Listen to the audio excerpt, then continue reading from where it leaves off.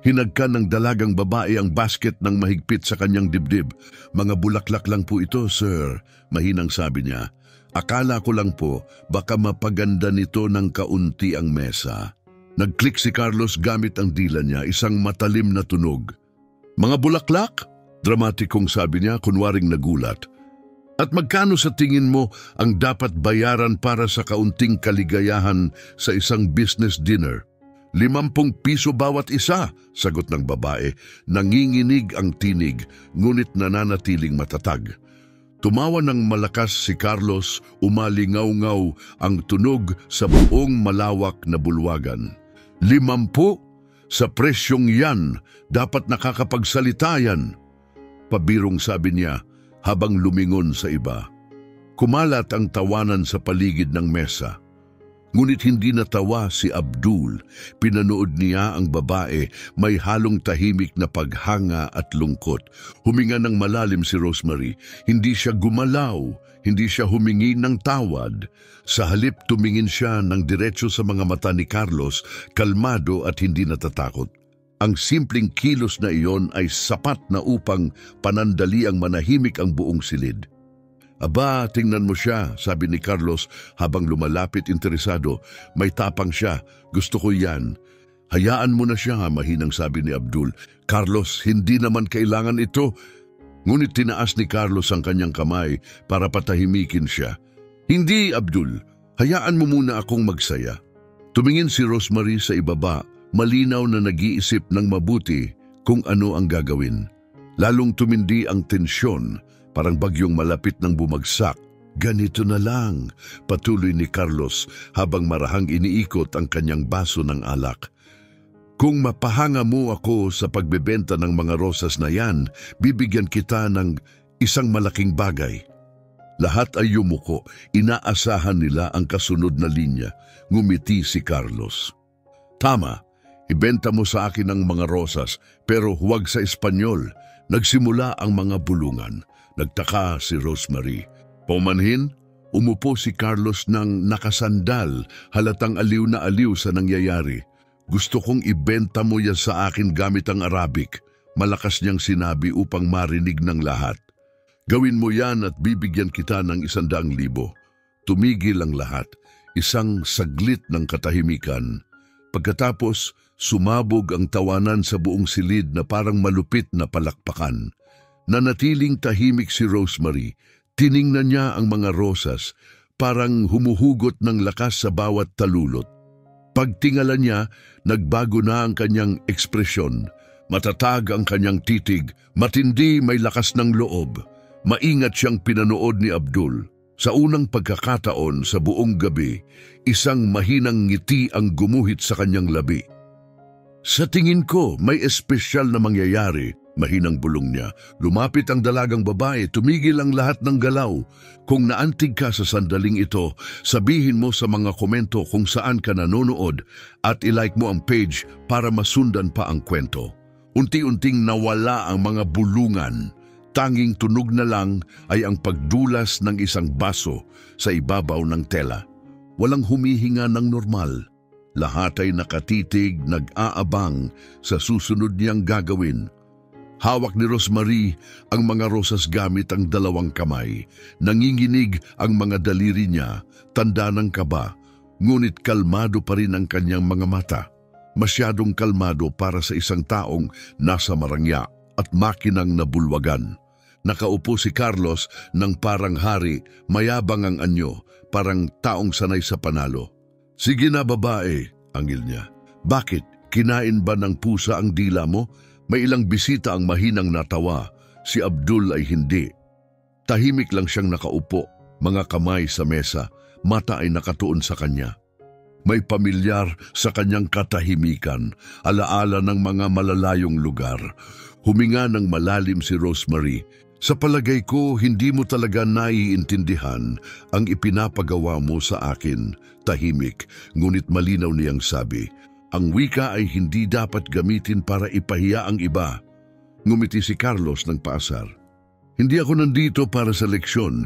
Gusto ko lang makita kung marunong ka makipaglaro. Laro lang to, yun lang. Hindi siya sumagot. Dahan-dahan niyang inilapag ang basket sa mesa at maingat na kinuha ang isang rosas. Kapansin-pansin ng luntiang tangkay sa ibabaw ng puting tela. Nahulog ang isang patak ng hamog, parang luha, tahimik at totoo. Maingat itong pinanood ni Abdul. Minsan, mas marami pa ang naipapakita ng laro kaysa sa inaakala natin. Mahinang sabi niya, tila para sa sarili. Nakunot ang noo ni Carlos. Anong sabi mo? Wala, sagot ni Abdul na may bahagyang ngiti. Na madalas lumilitaw ang kagandahan sa mga lugar na hindi inaasahan. Itinaas ni Rosemary ang kanyang ulo. Ang isang komentong iyon ay tila apoy na muling sumindi sa kanya. Biglang nawala ang takot, napalitan ng determinasyon. Nagsalita ang isang babaeng nakasuot ng pulang seda, malamig at mapanlinlang ang tinig. Kung hindi niya kaya, umalis na lang siya. Nasayang lang oras natin. Hinawakan ni Rosemary ang rosas ng mas mahigpit. Tumusok ang mga tinik sa kanyang balat. Pero hindi siya bumitaw. Alam mo, sabi niya, nakatitig sa babae. Hindi ako pumunta rito para humingi. Pumunta ako para mag-alay ng isang bagay na maganda. Minsan, nakakalimutan ng mga tao kung paano kilalanin ang kagandahan kahit nasa harapan na nila. Tumahimik ang buong silid, pati ang waiter na tigilan sa ere ang tray. Kumilos si Carlos sa kanyang upuan tila hindi na komportable. Napaka-poetiko, mahina niyang sabi. Pero ang tula hindi nakakapagbayad ng kuryente. Ipakita mo na. Sa Arabic, muling iginiit ni Carlos. Hindi ganyan ang pagkakasabi mo kanina, Carlos. Mahinang tugon ni Abdul habang nakatitig pa rin kay Rosemary. Tumingin si Carlos sa kanya, walang epekto. Sige, gawin nating malinaw. Kung mabebenta niya sa akin ng rosas na yan sa Arabic, bibigyan ko siya ng 100,000 piso. Mas malakas na ang boses niya ngayon, matalim at may layuning ipahiya. Umalingaw-ngaw ito sa marangyang bulwagan na tila punyal sa pandinig. Tumingin si Rosemary sa rosas sa kanyang kamay, sa kamarahang ibinaling ang tingin kay Abdul. Tinanggap niya ang titig nito. Walang sinabi, pero ang ekspresyon ay puno ng suporta. Tahimik siyang tumango, huminga siya ng malalim at humakbang paabante. Makinig ka ng mabuti, sabi niya, mas matatag na ang tinig. Biglang tumigil ang mga bulungan at usapan sa mesa. Nagbago ang enerhiya sa silid, naging mas mabigat, puno ng tensyon. Itinaas ni Rosemary ang rosas sa kanyang dibdib, handang magsalita. Ngunit bago pa lumabas ang unang salita, may basong nahulog at nabasag sa sahig. Lahat ay napalingon sa tunog maliban sa kanya. Nakatitig pa rin siya kay Carlos, buo ang loob. Naghihintay ng tamang sandali. Dahan-dahang ipinatong ni Abdul ang mga kamay sa mesa, may bahagyang ngiti sa labi. Ngayon na ito nagsisimula, mahina niyang bulong. Ang tunay na halaga ay hindi kailangan ng pag-apruba at nagsalita na siya. Ang tinig ni Rosemary ay parang awit mula sa ibang mundo. Banayad pero matatag, may dalang sinaunang ritmo. Salam la yustra vid dahab balbil kalb.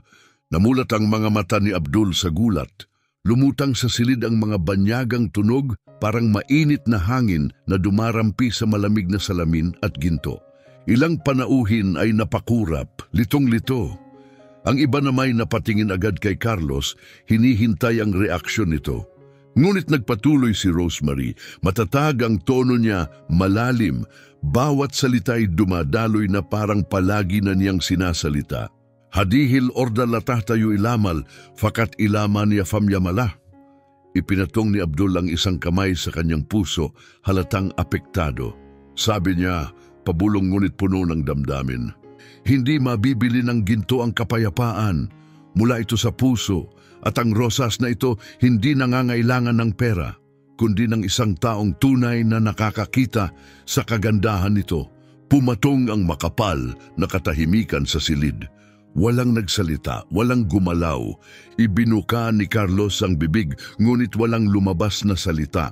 Ang dati niyang anyo ng kayabangan at aliw ay napalitan ng katahimikan. Nawala ang kanyang ngiti.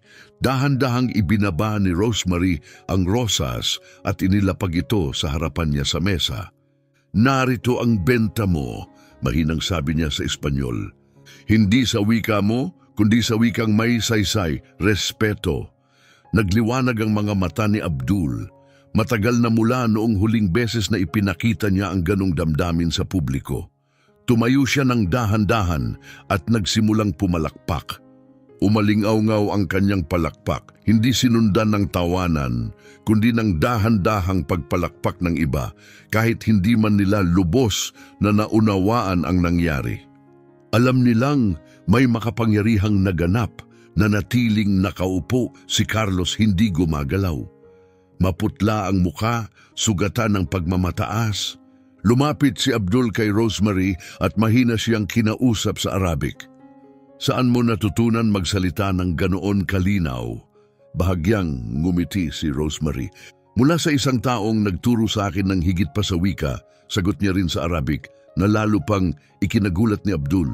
Pinanood sila ni Carlos, hindi niya naiintindihan ang mga salita, pero ramdam niya na may malalim na ipinasa. "Imposible yan," mahinang sabi niya. Paano ka natutong magsalita ng ganyan?" Humarap si Rosemary sa kanya, kalmado at buo ang loob. Walang galit sa kanyang mukha, kundi kapayapaan.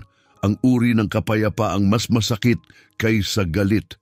"Hiniling mong ibenta ko sa iyo ang rosas sa Arabic," sabi niya. "Ginawa ko. Pero hindi ako pumunta rito para sa pera mo." Bumalik si Abdul sa kanyang upuan, puno ng pagmamalaki ang mukha. "Hindi ka panipaniwala," malakas niyang sabi. Ang bigkas niya iperpekto, gaya ng sa nanay ko. Narinig siya ng buong silid. Wala ni isa ang nangahas sumagot. Dahan-dahang kinuha ni Carlos ang kanyang baso, ngunit ibinaba rin ito ng hindi umiinom. "Siguro'y nagkataon lang to," pabulong niyang sabi, sinusubukang ibalik ang kontrol. Lumayo si Rosemary sa mesa, handa na siyang umalis. "Walang aksidente kapag ang mga salita'y galing sa kaluluwa," sabi niya. Tumalikod siya at nagsimulang lumakad papalabas. Sinundan siya ng tingin ng lahat. Pagdaan niya kay Abdul, muling tumayo ang lalaki at binigyan siya ng isang magalang na pagyuko. "Salamat," anya sa mabagal na Espanyol na may punto. "Ang ginawa mo ngayong gabi ay hinding-hindi makakalimutan." Tumango siya, nagpapasalamat at naglakad palabas. Sa likuran niya muling nagsimula ang palakpak ni Abdul, mahina ngunit makahulugan. Pinanood siya ni Carlos habang papalayo, namumula ang mukha. Hindi niya alam kung kahihiyan ba ang nararamdaman o paghanga. Ang bulwagang puno dati ng yabang at ingay, ngayon ay amoy rosas. At sa kaibuturan ng kanyang damdamin, naramdaman ni Carlos na may nawala sa kanya. Bagay na hindi pa niya lubos na nauunawaan. Isinara ang mga pinto sa kanyang likuran, ang palakpakan ay napalitan ng katahimikan at ang gintong liwanag ng mga kandila ay kumikislap sa isang silid na ngayoy puno ng kawalan. Walang nangahas magsalita, tanging ang mahinang lagitik ng apoy ang natira. Nakatitig si Carlos sa rosas sa mesa. Nasa tabi ng kanyang hindi ininom na baso ang berdeng tangkay nito. At dahan-dahang lumaganap ang mantsa ng pulang alak sa puting tela. Na tila ang mismong mesa ay nais ding umunawa. Umupo si Abdul sa kanyang upuan ng mahinahon. Ang bawat galaw ay puno ng pag-iingat at pagdinilay. Marahan niyang pinulot ang rosas. Pinaikot ito sa pagitan ng kanyang mga daliri, saka inilapit sa ilong. "Sa aming bayan," mahina niyang sabi, "ang ganitong bulaklak ay tanda ng karangalan, hindi gamit upang hamakin ang kapwa." Tumingin si Carlos sa kanya, hindi alam kung paano tutugon. "Konting katuwaan lang naman," aniya, may pagtatanggol sa tinig. Maingat na ibinaba ni Abdul ang rosa sa mesa. Kapag ang kasayahan ay naging kahihiyan, hindi na yon laro. Muling bumigat ang katahimikan sa silid. Nagkatinginan ang mga panauhin. May ilan na pumakilos upang itago ang hindi komportabling damdamin na lumalatag sa gabi na parang makapal at mapait na hamog. Malalim na bumuntong hininga si Carlos, pilit inaagaw muli ang kontrol ng sandali. Pinilit niyang ngumiti. Tara na, kain na tayo. Hindi naman kailangang gawing drama ito. Walang sumagot. Ang ilan ay nakatitig sa kanilang mga plato. Ang iba naman ay abala sa pagbubuklat ng menu, iniiwasang magkatitigan. Bahagyang yumuko si Abdul at bumulong para kay Carlos lang. Alam mo ba ang sinabi ng dalagang yon? Nagsalita siya tungkol sa kapayapaan, kagandahan at puso. Mga ideyang madaling makalimutan kapag abala ang mga kamay sa paghabol sa ginto. Pilit pinanatili ni Carlos ang katahimikan. Mukhang hanga ka talaga sa kanya. Oo, walang alinlangang tugon ni Abdul. Dahil ang mga sinabi niya ay may isang bagay na matagal ko nang hindi naririnig sa mundo ng negosyo. Katotohanan, pinaikot ni Carlos ang alak sa kanyang baso. Iniiwasang tumingin sa mas nakatatandang lalaki. Hindi ko intensyon na ipahiya siya, mahinang sabi niya. Ngumiti si Abdul, banayad at makahulugan. Maaaring hindi iyon ang layunin mo, pero yun pa rin ang nangyari. Bahagyang dumilim ang ilaw. Muling tumugtog ang mga musikero, ngunit ngayon ay may himig ng lungkot at pagsisisi. Tumayo si Carlos, kunwaring may tawag, at lumakad palayo sa mesa. Dumaan siya sa isang pasilyo, kung saan malamig ang hangin at tahimik ang paligid. Huminto siya sa isang bintana. Sa labas, tahimik ang mga lansangan. Sa ilalim ng poste ng ilaw, nakita niya si Rosemary. Inilalagay niya ang huling mga rosas sa kanyang basket.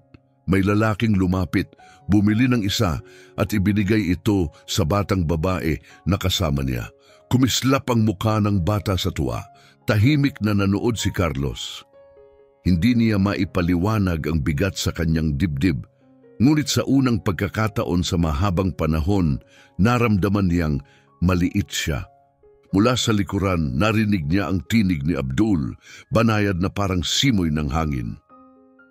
Dapat kausapin mo siya, mahinang sabi nito, hindi para humingi ng tawad lamang, kundi para makinig, para matuto. Lumingon si Carlos sa kanya. Matuto ng ano? Matatag na binalikan siya ng tingin ni Abdul, na ang dangal ay hindi nabibili ng pera. Walang salitang sinagot si Abdul at bumalik sa bulwagan. Nanatili si Carlos sa bintana, patuloy na nakamasid. Sa dikalayuan, dahan-dahang naglakad si Rosemary palayo, ubos na ang kanyang mga rosas. Humihip ang banayad na hangin sa kanyang buhok. Isang rosas ang naiwan sa kalsadang bato, tila nakalimutan. Hindi inalis ni Carlos ang tingin niya rito. Hindi niya alam kung bakit, pero may nabago sa kanya. Sa pagkakataong iyon, wala siyang matalinong sagot, walang matayog na plano, walang kailangang mapahanga. May dumaan na sasakyan, binasag ang katahimikan, ngunit mas malakas ang isa pang tinig sa kanyang isipan. Ang wika ay hindi dapat gamitin para ipahiya ang iba. Pumikit siya. At sa katahimikan ng sandaling iyon, napagtanto niyang ang ilang simpleng salita mula sa isang estrangero ay yumanig sa kanya ng higit pa sa anumang pagkatalo sa negosyo. Kinabukasan, nagising ang lungsod ng Guadalajara sa ilalim ng malinaw at ulap na kalangitan na parang hinugasan ng ulan ng gabi, hindi lamang ang alikabok kundi pati na rin ang kayabangan. Muli, nabuhay ang mga lansangan, puno ng amoy ng bagong lutong tinapay, kape at tawag ng mga nagtitinda. Naglalakad si Carlos Diaz mag-isa sa lungsod. Suot niya ang madilim na salamin at nakapatong sa balikat ang kanyang jacket. Wala ang mga mamahaling suite o kumukutitap na kamera. Walang nakakakilala sa kanya. Hindi siya nakatulog. Buong gabi, paulit-ulit sa isipan niya ang eksena, ang kalmadong tinig ni Rosemary, ang biglang katahimikan, ang palakpak ni Abdul. Hindi niya alam kung bakit hindi iyon mawaglit sa isipan niya. Sanay siya sa kontrol, sa kapangyarihan. Palagi siyang panalo. Ngunit ang babaeng iyon, may dalang rosas at katahimikang matatag, ay naiwan siyang hubad sa harap ng maraming tao. Lumiko siya sa isang tahimik na kalsada at nakita siya. Nakatayo si Rosemary sa tabi ng isang pwesto ng prutas. Inaayos ang mga bagong rosas sa isang timba ng tubig. Suot pa rin niya ang parehong damit mula kagabi, ngunit may bago sa kanyang aura, kalma, buo, hindi naapektuhan ng kaguluhang iniwan niya. Huminto si Carlos, ilang metro ang layo. Pinanood niya ito, hindi sigurado kung paano lalapit. Sinubukang humakbang, huminto, sinubukang muli, nag-alinlangan. Sa wakas, huminga siya ng malalim at lumapit. Paumanhin, mahina niyang sabi. Tumingala si Rosemary, saglit bago siya nakilala. Ikaw, tanong niya, bahagyang gulat. Hindi ko rin inaasahang makita ka, sagot niya. Pilit ang mahinang ngiti. Bumalik si Rosemary sa kanyang mga bulaklak. Malamig ang tono, ngunit hindi galit. Pumunta ka ba para pagtawanan ulit ako? Tanong niya. Wala nang palakpakan dito. Ibaba ni Carlos ang kanyang paningin. Hindi niya maitatago ang hiya. Hindi, sagot niya. Pumunta ako para humingi ng tawad.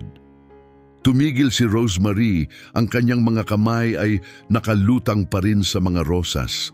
Sa paligid nila, patuloy ang ingay ng palengke. Walang kamalay-malay sa tahimik na tagpong nagaganap. Tawad, ulit niya, walang emosyon. Magaang ang mga salita kapag kasunod ng pustahan.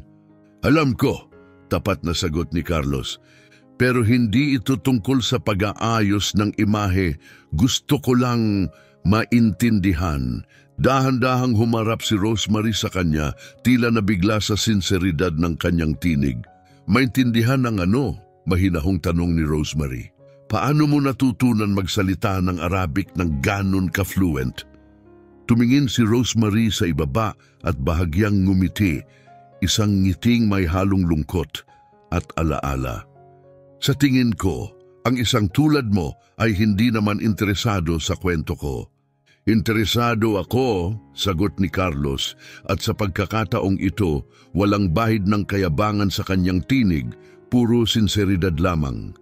Totoong gusto kong malaman. Sa isang iglap, tila huminto ang mundo sa paligid nila. Ang ingay ng palengke ay naglaho saglit. Tumingin siya sa mga bulaklak, saka bumalik ang tingin kay Carlos. Ilang taon akong nag-alaga ng isang matandang babae. Mahinahong simula niya. Taga Jordan siya. Namumuhay mag-isa, walang pamilya.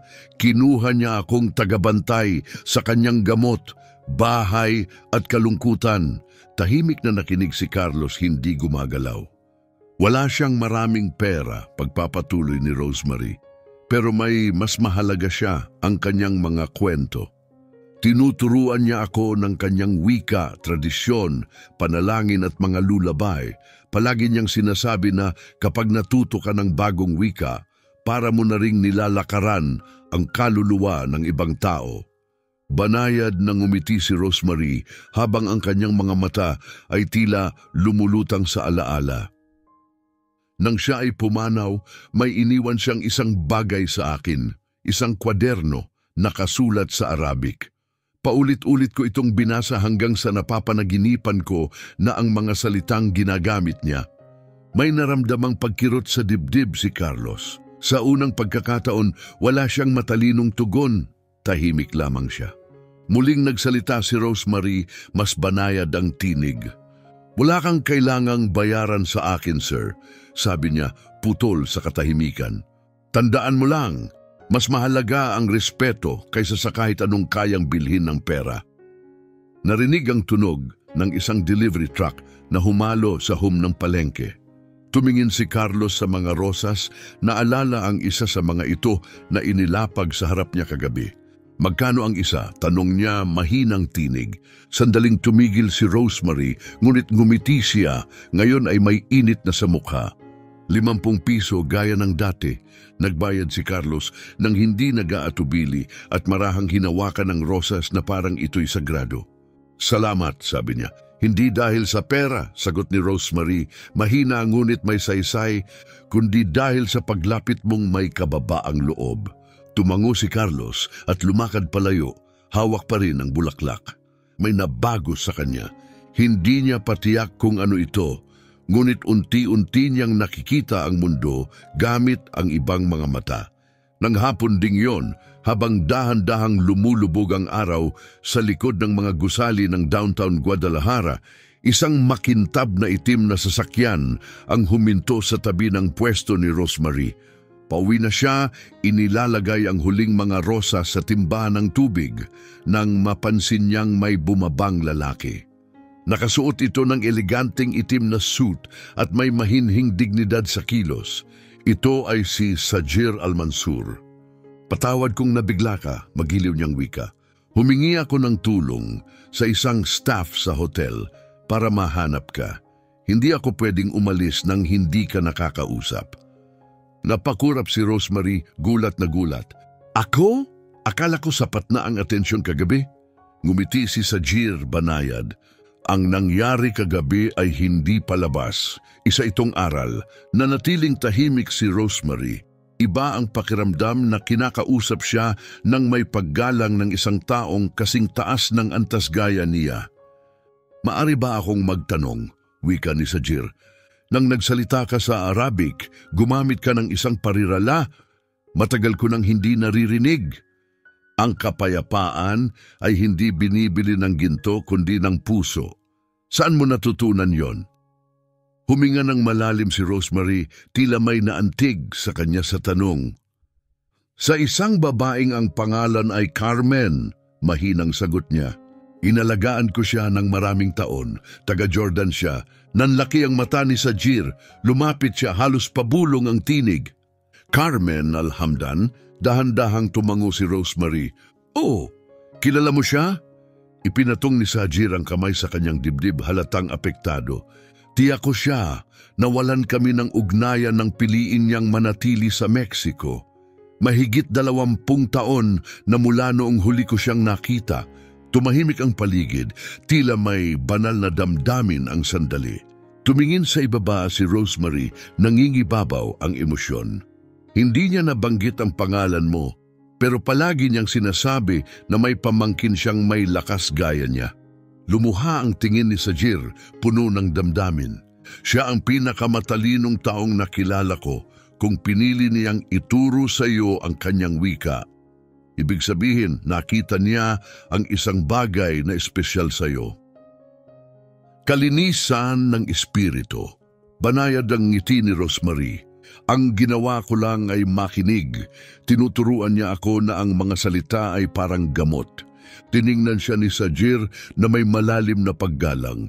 Kung gayon, nabubuhay sa iyo ang kanyang karunungan. Kagabi, habang pinapakinggan kita, para bang nandoon muli siya sa tabi namin. Hindi nakasagot si Rosemary. Puno ng luha ang kanyang mga mata. Sa sandaling iyon, may isang figura ang huminto ilang hakbang ang layo. Si Carlos iyon.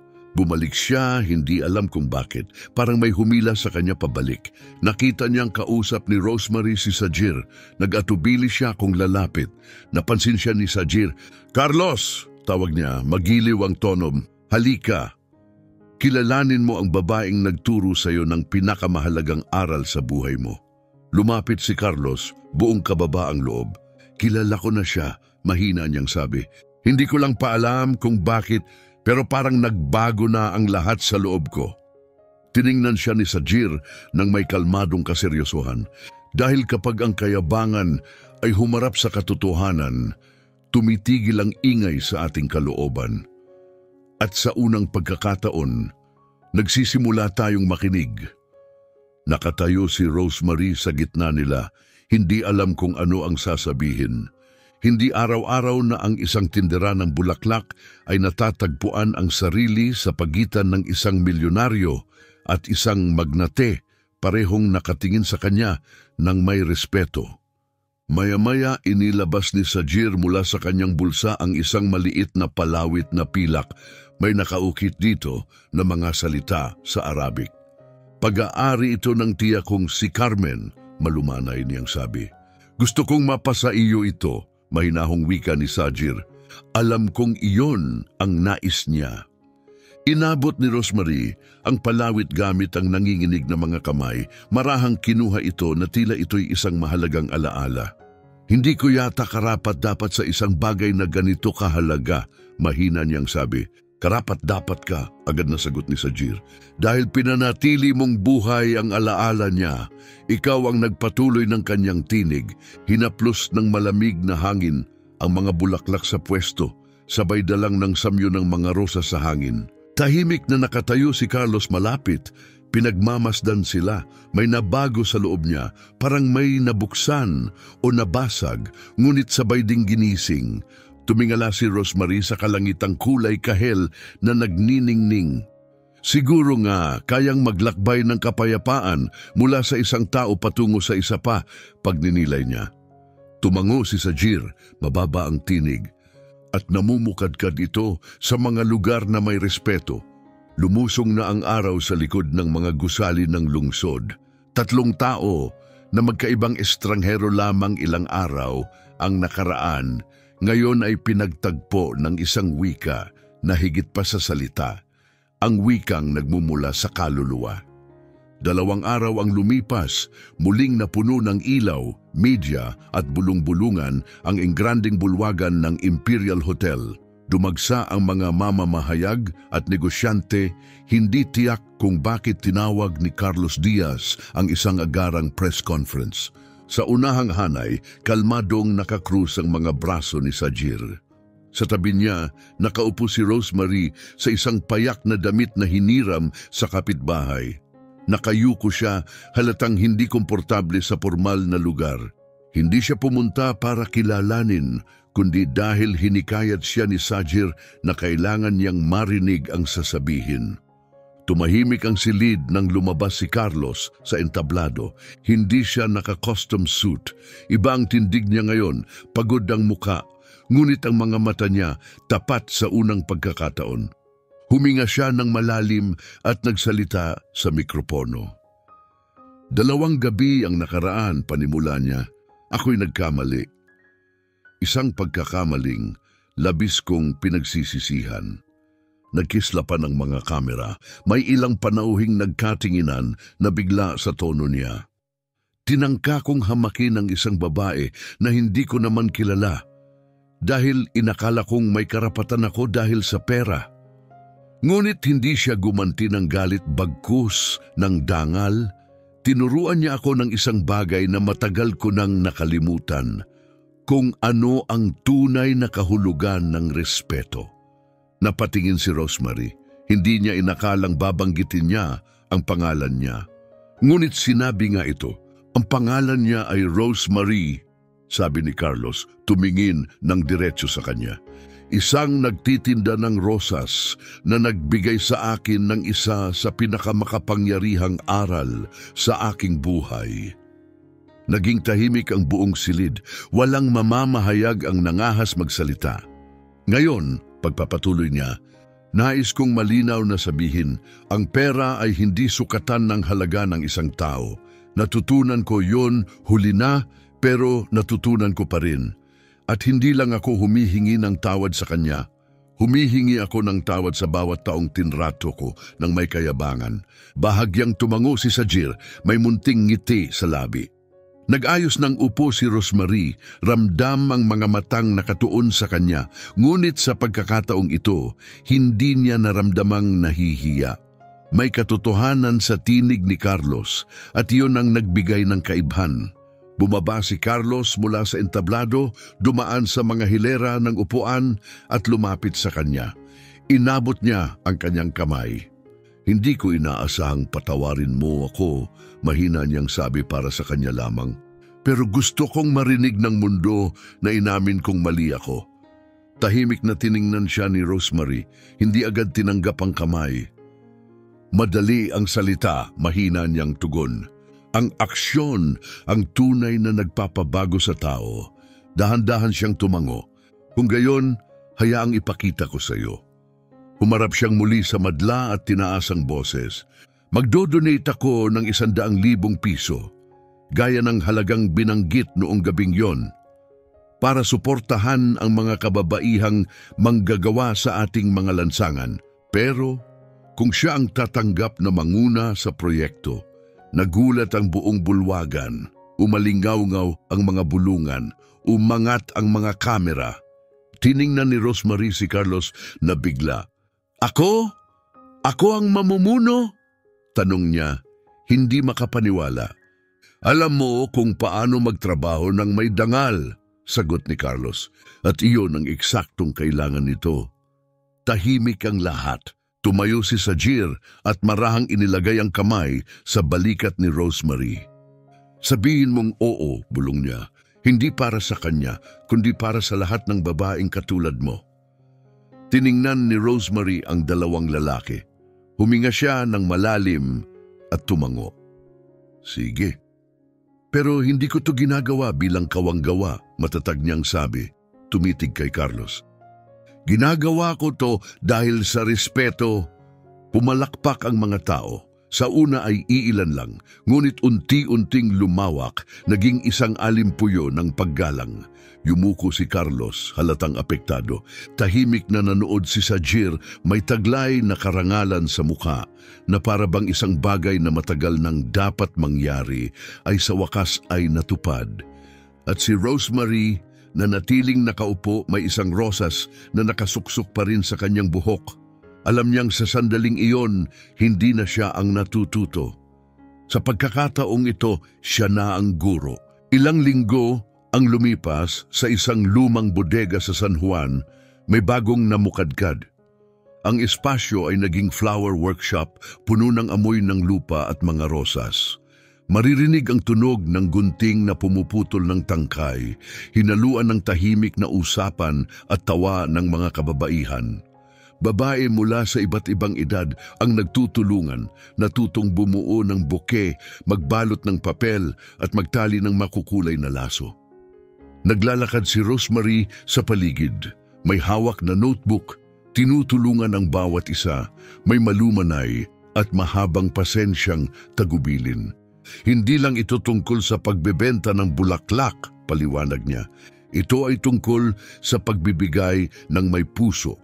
Bawat bulaklak ay may kwento, tulad ng bawat isa sa atin.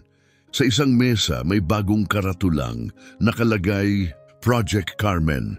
Ito'y ideya ni Abdul, pangalan mula sa babaeng bagamat wala na, ay naging tulay sa kanilang mga kapalaran. Nang umagang iyon, dumating si Carlos nang walang paabiso. Payak ang kasuotan niya, nakataas ang manggas, at sa kanyang mga kamay may dala siyang isang simpleng paper bag. Nagdala ako ng kape para sa lahat, sabi ni Carlos, may bahagyang ngiti na tila may alinlangan. Tiningnan siya ng mga babae na may halong pagtataka. May ilan na nagbulungan. Alam nila kung sino siya. Ngunit itinaas ni Rosemary ang kamay, pinatahimik ang usapan. Salamat, matatag niyang wika, ilagay mo na lang doon. Sumunod si Carlos nang walang reklamo, inilapag niya ang mga bag sa isang mesa at tumigil saglit, pinagmamasdan ang mga nagaganap sa paligid. Ito ang unang pagkakataon na nakita siyang ganoon. Walang bodyguard, walang yabang, walang ginawang imahe para sa kamera. Lumapit siya sa isang mesa kung saan nahihirapang magtali ng laso ang isang matandang babae. Kailangan ng tulong? Tanong niya. Ikaw, tawa ng babae. Ewan ko kung may alam ka sa ganito. Ngumiti si Carlos, walang depensa. Turuan mo ako. Mula sa likod ng silid, tahimik na pinanood siya ni Rosemary. May nagbago sa kanya. Mas mabagal ang kanyang galaw, mas banayad ang tinig. Ngunit naroon pa rin ang mga bakas ng dating pagmamataas, kung paano niya iniiwasang tumingin ng diretsyo sa mga mata niya, kung paano siya takot pa ring ipakitang tunay na mahina. Nang oras na ng tanghalian, lumabas na ang iba. Si Carlos ay naiwan, naglilinis ng kalat at pinupunasan ng mga mesa. Hindi mo na kailangang gawin yan, sabi ni Rosemary, lumapit. Gusto kong gawin, sagot niya mahinahon. Siguro ngayon ko lang talaga naiintindihan kung ano ang ibig sabihin ng salitang trabaho. Tiningnan siya ni Rosemary, may halong kabaitan at pag-iingat. Hindi mo kailangang patunayan kahit ano sa akin, Carlos. Hindi ko ito ginagawa para magpatunay, sagot niya. Ginagawa ko ito kasi gusto kong nandito ako. Matagal silang hindi nagsalita. Sa labas, humahaplos ang hangin sa kurtina, pinapainit ng araw ang mga bulaklak sa silid. Dumating si Abdul, pino pa rin ang kilos. May hawak siyang maliit na kahon na balot sa gintong papel. Magandang hapon, bati niya nakangiti. May dalawa akong bagay para sa proyekto. Binuksan niya ang kahon at inilahad ang koleksyon ng mga pilak na pulseras. Bawat isa ay may nakaukit na parirala sa Arabic. Kinuha ni Rosemary ang isa at binasa ng malakas.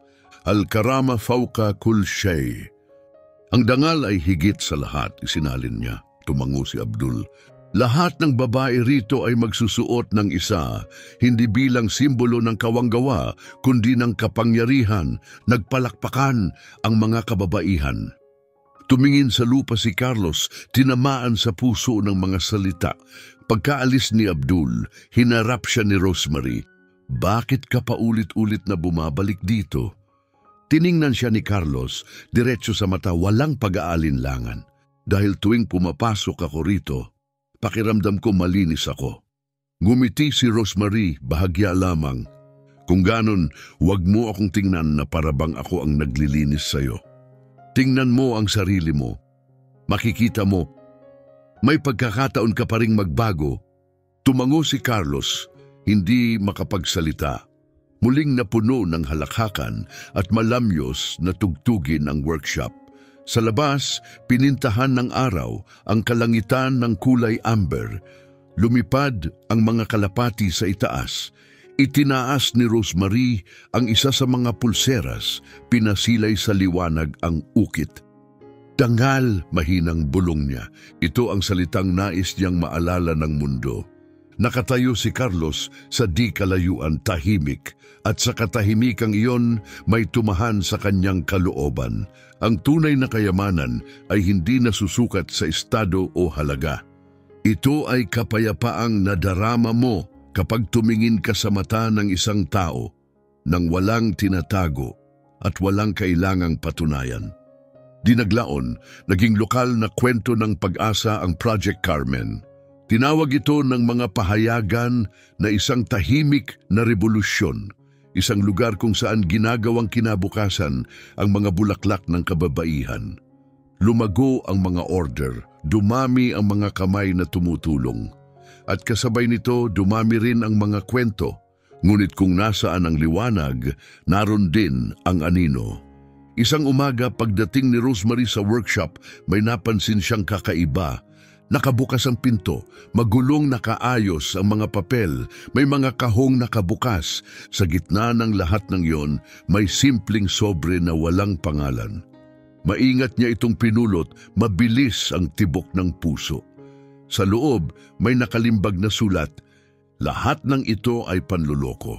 Ang tindera ng rosas ay inupahan ni Carlos Diaz upang ayusin ang kanyang imahe sa publiko. Napatigil ang kanyang hininga, bumaha sa kanyang dibdib ang galit at pagkalito. Nang dumating ang iba, nakita nila ang ekspresyon sa kanyang mukha. Anong nangyari, Rosemary? Tanong ng isa. Hindi siya sumagot, ipinatong lang niya ang papel sa mesa. Lumapit ang mga babae, binasa ito at nagbulungan sa gulat at takot. Pagsapit ng hapon, kumalat na ang chismis sa social media. May ilang mamamahayag ang sumakay dito. Ginamit ng milyonaryo ang workshop ng kababaihan para sa sarili niyang rebranding. Ramdam ni Rosemary ang kirot ng pagtataksil. Hindi niya alam kung ano ang dapat paniwalaan. Tunay nga ba ang pagbabago ni Carlos? O isa lamang itong malikhain at mapanlinlang na palabas? Nang gabing yon, tahimik at walang tao ang workshop. Naupo siya mag-isa, napapalibutan ng mga talulot at anino. Isang lampara lamang ang nakasindi, gumagalaw ang liwanag sa dingding. Sa kamay niya, hawak niya ang pilak na palawit na bigay ni Abdul. Kung nakikinig ka, Carmen, pahiram ng lakas mo. Mahina niyang dasal, Biglang bumukas ang pinto, umungol ang bisagra. Si Carlos yon. Nabasa ko ang artikulo. Aniya, mabigat ang boses. Hindi ko alam kung sino ang may gawa, pero sumpa ko, wala akong kinalaman doon. Tumayo si Rosemary, handa, nagbabantay. At bakit kita dapat paniwalaan ngayon? Dahil wala na akong makukuhang pakinabang sa kasinungalingan, sagot niya buong puso. Hindi ko na sinusubukang ayusin ang imahe ko, Rosemary. Hindi sa ganung paraan. Ang tanging nais ko lang, mahinahong sabi ni Carlos, ang tinig ay matatag ngunit malambing, ay ang makabuo ng isang bagay na totoo, kasama ka at kasama silang lahat.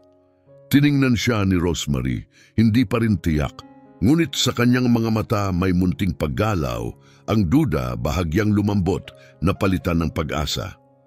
At anong gagawin mo ngayon? Tanong niya. Huminga ng malalim si Carlos. Magsasalita ako, hindi ko na iniintindi ang magiging kapalit. Kung kailangan kong ipagsapalaran ng pangalan ko, gagawin ko. Kinabukasan, muling napuno ang bulwagan ng Imperial Hotel. Nagkislapan ang mga kamera, sabik ang mga mamamahayag, may panibagong anunsyo. Tahimik na nakatayo sa isang sulok si Abdul, pinagmamasdan ang lahat gamit ang karaniwang kapanatagan. Lumakad si Carlos patungong entablado, hindi na ang taong dati nilang kilala. Sinasabi nila na peke ang proyektong ito, panimula niya habang sinusuyod ng tingin ng silid. Naginawa ko ito para ayusin ang imahe ko. Nagkaroon ng bulong-bulungan. Hindi ko ipagkakaila, nagkamali ako, patuloy niya. Ako'y naging mayabang, nakasakit ako ng mga tao. Pero ang workshop na ito ay hindi ko ideya, ito ay isinilang ng isang babaeng tumangging pasukuin. Hinahanap ng kanyang mga mata si Rosemary sa gitna ng mga tao. Binago niya ako nang hindi humihingi ng kapalit. Kung umiiral ang lugar na ito hindi dahil sa pera ko, kundi dahil sa pananampalataya niya. Tumigil ang mga kamera, tahimik ang lahat. Ngumiti si Abdul. Bahagyang yumuko si Rosemary, damang-dama ang katotohanan sa bawat salita. Mas malakas na ngayon ang boses ni Carlos, puno ng paninindigan. Kung may dapat bigyang papuri, hindi ako iyon, kundi sila, ang mga babaeng bumubuhay ng pag-asa gamit ang sarili nilang mga kamay. Nagpalakpakan ang buong silid, may mga tumayo, bago pa man matapos ang sandali, may mga headline na, ang milyonaryong natutong humingi ng tawad. Paglabas ni Carlos mula sa bulwagan, naghihintay si Rosemary malapit sa pintuan. Pwede mo namang manahimik na lang, sabi niya. Wala namang pumilit sa iyo para ipagtanggol ako. Ngumiti si Carlos, pagod pero totoo. Hindi ko yon ginawa para sa iyo, sagot niya. Ginawa ko yon dahil sa itinuro mo sa akin, ang katotohanan hindi ipinagkakatuwiran. Sa unang pagkakataon, inilahad ni Rosemary ang kanyang kamay.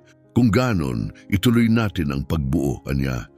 Pero mula sa respeto at wala ng iba. Hinawakan ni Carlos ang kamay niya, marhan. Mula sa respeto, sagot niya. Mula sa malayo, pinanood sila ni Abdul na may payapang ngiti. Alam niyang buhay pa rin ang diwa ni Carmen, nasa kanila. Lumipas ang mga buwan, lumago ang Project Carmen ng higit sa inaasahan. Sa loob ng lumang bodega, bawat dingding ay buhay sa kulay at liwanag.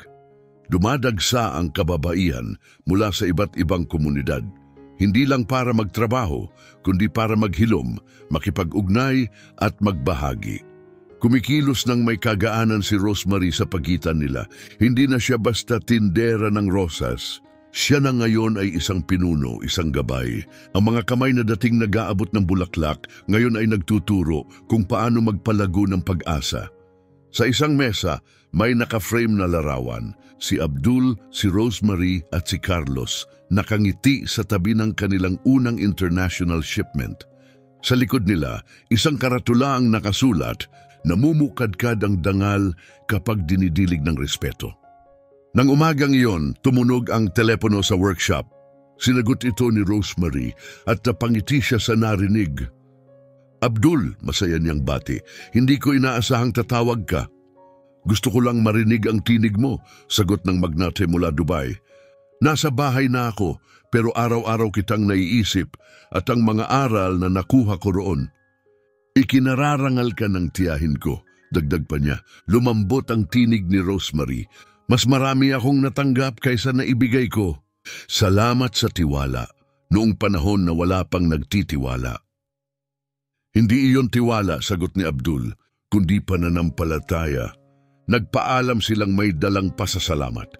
Pagkababa ng telepono, naramdaman ni Rosemary na ang mahabang paglalakbay ay tuluyan ng naging isang buo. Nang hapong yon, dumating si Carlos sa workshop, may dalang kahong kahoy. Ano yan? Tanong ni Rosemary, may halong pagtataka. Ito ang huling bayad mula sa kontrata sa hotel kung saan nagsimula ang lahat ng ito, sagot ni Carlos. Gusto kong i-donate ito sa proyekto. Umiling si Rosemary. Sapat na ang naibigay mo, Carlos. Ngumiti siya. Hindi pa. Dahil ang totoo, ngayon ko palang natutunang tunay na magbigay. At ang totoong pagbibigay, hindi laging tungkol sa pera. Binuksan niya ang kahon. Sa loob nito, may isang leather-bound na aklat, ang kwaderno ni Carmen isinalin sa kabuuan. Tinulungan ako ni Abdul, mahina niyang sabi. Gusto ko sanang mapasa iyo ito sa ganitong anyo para hindi kailanman mawala ang tinig niya. Maingat na hawak ni Rosemary ang libro, tila ginto sa kanyang mga palad. Naluha siya. Salamat, mahina niyang sabi. Hindi lang sa libro, kundi sa pagpapatuloy ng pangarap ni Carmen. Tumingin si Carlos sa paligid, pinagmamasdan ng lahat. Alam mo, Rosemary, aniya, nung una kitang nakita, inakala kong isa ka lang na nagbebenta ng rosas. Ngayon alam ko na ikaw ang guro na ipinadala ng buhay sa akin. Ngumiti si Rosemary banayad. At ikaw, sagot niyan, ang estudyanteng kailangang madapa upang matuto. Tumawa silang magkasama, walang pait, walang pasakit. Biglang may batang babae na tumakbo papalapit, may hawak na rosas. Miss Rosemary, masigla niyang sabi, ang bulaklak pong to ay tumubo mula sa tangkay na itinanim niyo noon. Kinuha ni Rosemary ang rosas, mas matingkad, mas buhay kaysa alinmang nakita niya noon. Kung ganon, ikaw na ang susunod, sagot niya. Itanim mo yan para ang ganday laging bumalik sa lugar kung saan minsan ay may kirot. Tumakbo ang bata patungo sa hardin, puno ng tuwa. Sumabog ang liwanag ng araw sa workshop, pinapintahan ng gintong sikat ang bawat sulok. Tahimik na nakatayo si Carlos, ibang-iba na. Alam mo, sa wakas ay sabi ni Carlos, ngayon ko naintindihan ang ibig mong sabihin noong gabing yon, noong sinabi mong hindi dapat ginagamit ang wika para ipahiya. Ang tunay na nagbabago sa tao ay ang wika ng kaluluwa. Tiningnan siya ni Rosemary, ang kanyang mga mata ay kumikislap sa tahimik na pasasalamat. At ang kaluluwa, sagot niya, ay nagsisimulang mamukadkad lamang kapag natuto na itong magpatawad. Tumango si Carlos, mabagal, may kababaang loob. Kaya, pinapatawad mo ba ako? Ngumiti si Rosemary, banayad at taos-puso. Matagal na, Carlos, nung tumigil ka sa pagtawa sa akin, dumaan ang isang banayad na hangin sa mga bulaklak. Pinagalaw ang mga talulot, parang isang tahimik ngunit matatag na palakpakan. Isinara ni Rosemary ang kwaderno ni Carmen at marahang inilapag sa mesa. Tiningnan niya ang paligid. Tawa, trabaho, pag-asa, ang ugong ng layuning magkakasama. Alam na niya ngayon, hindi kailanman kanya lang ang kwentong ito. Ito ay kwento ng bawat babaeng natutong sa pamamagitan ng tahimik na lakas na ang dangal ay hindi kailangang isaboy sa entablado. Habang lumulubog ang araw sa ibabaw ng mga bubong ng Guadalajara, parang gumilid ang imahinaryong kamera mula sa workshop. Ibinubunyag ang isang malawak na bukirin ng rosas, kumikislap sa ilalim ng gintong kalangitan. Umalingaw-ngaw sa hangin ang tinig ni Rosemary, tila dala ng hangin. Walang halaga ang respeto, pero kapag nawala ito, lahat ay nasisira. katahimikan, liwanag, pag-asa. Sabi nila ang mga salita ay kayang manakit o magpagaling. Ngunit ngayong gabi, pinatunayan nilang may isa pa silang kakayahan, ang magpabago. Natutunan ni Carlos na ang kayabangan ay sinasarado ang pandinig. At kapag ibinaba mo na ang ulo mo, saka mo palang matutunang tumingin sa mata ng kapwa. Ipinakita ni Rosemary na ang tunay na lakas ay hindi kailanman maingay. Ito'y naninindigan, tahimik ngunit matatag, nagsasalita gamit ang banayad ngunit makapangyarihang katotohanan. At si Abdul, sa kanyang tahimik na karunungan, ay naging tulay sa pagitan ng dalawang mundo, na nagpapaalala sa kanilang dalawa ng isang hindi matinag na katotohanan. Ang dangal ay hindi nabibili, ito ay iginagalang. Lumago ang Project Carmen nang higit pa sa inaakala ni Numan. At kasabay nito, lumago rin ang mga buhay ng kababaihang dating nakakubling tila wala. Ang mga rosas na dati nalalanta sa gilid ng kalsada, ngayon ay bumibiyahe sa buong bansa. Bitbit ang isang mensaheng simple, ngunit makapangyarihan, kaya ng respeto na baguhin ang kapalaran. Dahil hindi mahalaga kung gaano karami ang yaman ng isang tao, kung walang laman ang kanyang kaluluwa. At hindi rin mahalaga kung gaano kaliit ang pag-aari ng isa, kung ang kanyang tinig ay may pagmamahal at katotohanan. Hindi kailanman humingi ng papuri si Rosemary. Ang tanging hiling niya ay mapakinggan. Sa huli, hindi lamang siya narinig, siya ay naalala, nakaukit sa bawat talulot, sumasabay sa bawat salita. Mas mahalaga ang respeto kaysa sa alinmang halaga. Kung ang kwentong ito ay nakaantig sa puso mo at nais mong suportahan ang paggawa ng higit pang mga kwentong tulad nito, pindutin ang thanks o super thanks sa ibaba ng video, ang puso na may money icon.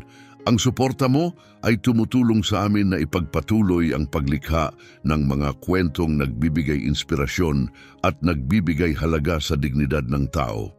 Maraming salamat sa panunood hanggang sa dulo. Sabihin sa amin sa comments, anong bahagi ng kwentong ito ang pinaka-nakaantig para sa iyo? Huwag kalimutang mag-subscribe at i-on ang bell icon para hindi mo ma-miss ang susunod naming kwento. Mag-iwan ng like kung naniniwala ka sa tahimik na kapangyarihan ng dignidad, habag at pamilya. At bago ka umalis, panoorin mo rin ang kwento sa kaliwa. Sigurado kaming haplos din ito sa iyong puso